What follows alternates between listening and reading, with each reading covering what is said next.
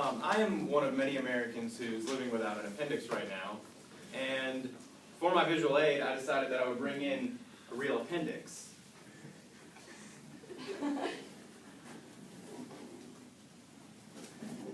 This is actually the appendix section of a book.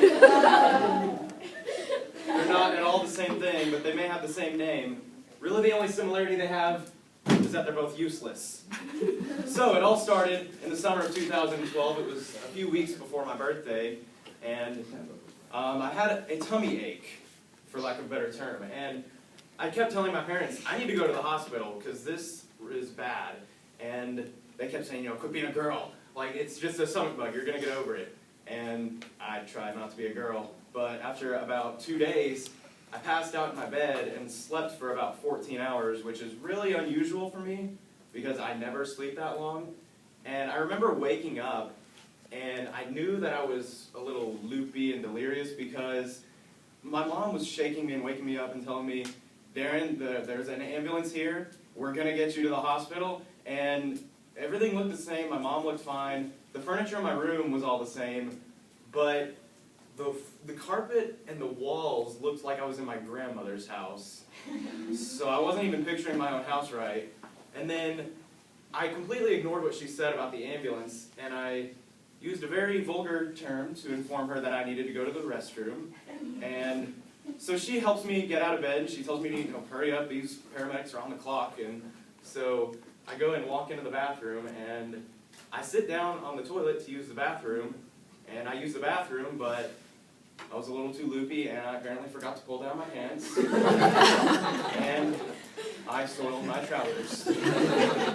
So after that, I think my mom realized what had happened because she opened up the door and threw in a pair of sweatpants into the bathroom and told me to change into them, and then she's going to go ahead and we're finally going to get me in the ambulance.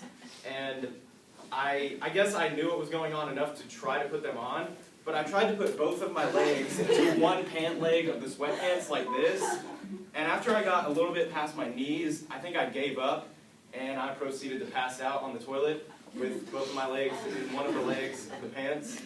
And I woke up later on, still on the toilet, and the paramedics were helping me put on my new pants, so it was really good work on their part.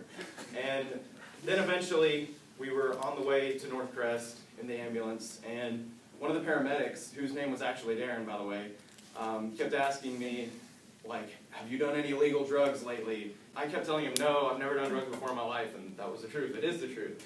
And he kept saying, no, we're not going to get you in trouble if you have. You can tell me if you've done drugs. And I kept saying, no, I have not done drugs. I am just about to die. And we finally get in there to the hospital, and like I knew something was up with my stomach. I had known for 3 days, but instead they decided to run drug tests on me. So I had urine taken, blood taken, and all this stuff because they were so convinced that I was high. And then eventually they realized, oh no, this kid is about to have an appendicitis, and they rushed me into surgery. And all that I really remember is being pushed down the hallway on a gurney, and I fell asleep on the way there, and then I woke up later in what I guess is an operating room, and there's this really nice nurse lady washing her hands, and so I lifted my head up off the bed, and I just asked, I was like, when are we starting? And then she said, oh baby, we're already done. And then I didn't know what else to say, so I just said, Coolio. Plopped my head back on the bed. And then I woke up later on in my room, and my friends Wyatt and Gracie were in the hospital room. I guess my parents had gotten a hold of them and told them what was up. And a nurse came in to inform me that if I didn't use the bathroom by 9 o'clock that night, they were going to put a catheter in me.